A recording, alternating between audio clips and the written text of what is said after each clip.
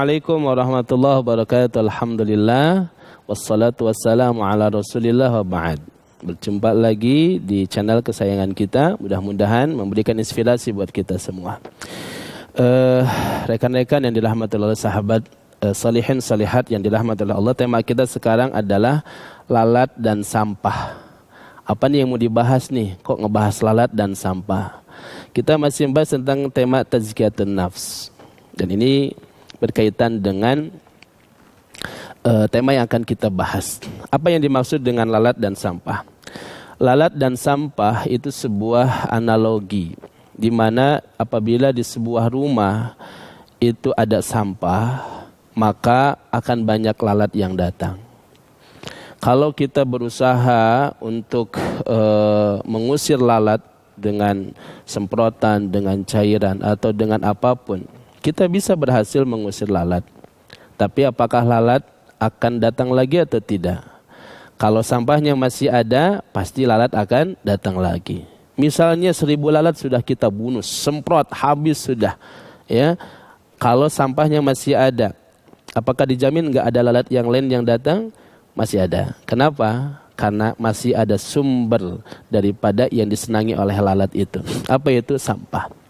Oke, katakan sampah sudah habis, nggak ada lagi, satu generasi kehidupan habis. Tapi apa mau? Kita tinggal di sebuah tempat yang kotor. Nah, solihin solihat yang dirahmati oleh Allah, banyak kita mengeluhkan persoalan-persoalan, termasuk adalah persoalan dalam hal ini masalah penyakit.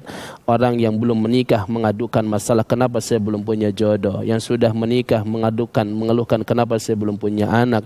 Yang nyari pekerjaan kemana-mana mengeluhkan kenapa saya belum dapat pekerjaan. Yang sudah dapat pekerjaan mengeluhkan kenapa kemudian apa yang kami butuhkan tidak kami dapatkan. Berbagai macam aduan dan keluhan.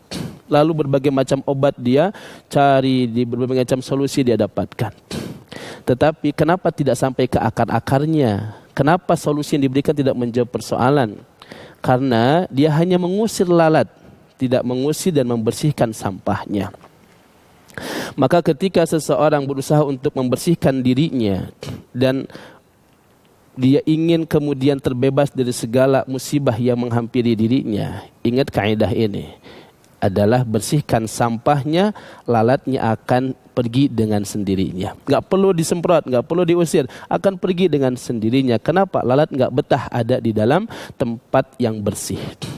Nah, salihin salihat yang dirahmati oleh Allah Subhanahu wa taala, ketika terjadi suatu musibah, Allah Subhanahu wa taala menyebutkan itu ada kaitan dengan kesalahan dan dosa yang kita lakukan di masa lalu. Dan kita sebut sampah itu adalah adzunub, al-ma'asi, dosa dan maksiat. Pada waktu perang Uhud, Allah Subhanahu wa taala menyebut bahwa kekalahan pada waktu perang Uhud karena perilaku sebagian ashabur rumat, para pemanah yang ditugas oleh Rasul SAW di atas bukit Rumat. Lalu ketika awalnya perang dimenangkan oleh kaum muslimin, tiba-tiba di situ banyak ghanimah, lalu para pemanah itu turun berebut ghanimah. Apa kata Allah Subhanahu wa taala? Inna mastazallahumus syaitan bi ba'di ma kasabu. Siapa yang membuat mereka tergelincir? Padahal mereka tahu yang memerintahkan mereka itu adalah Rasulullah. Rasul yang bilang, lana aw alaina, lana aw alaina, kita menang atau kita kalah, wamkuthu ala hadzal rumah, wamkuthu ala hadzal jabal, tetap tinggal di atas bukit ini. Itu perintah Rasul jelas. Dan ketika Rasul dan para sahabat memenangkan peperangan itu, lalu ghanimah ada di sekitar mereka, sebagian orang-orang istazallat lahumus syaitan, digelincirkan mereka oleh syaitan. Pertanyaannya, apakah mereka berpikir seperti itu, tidak ingat dengan perintah Nabi, lalu turun dari gunung berebut ghanimah? Apakah terjadi seketika itu saja? Apakah itu terjadi tanpa ada sebab-sebab sebelumnya? Tidak. Allah katakan itu terjadi bi ma kasabu, karena apa yang dulu pernah mereka lakukan. Artinya apa? Salihin salihat yang dirahmati oleh Allah Subhanahu wa taala, ketika seseorang tertimpa oleh tertimpa suatu persoalan musibah, maka bisa jadi ini adalah bi ba'di ma kasabu, karena dosa-dosa kita di masa lalu.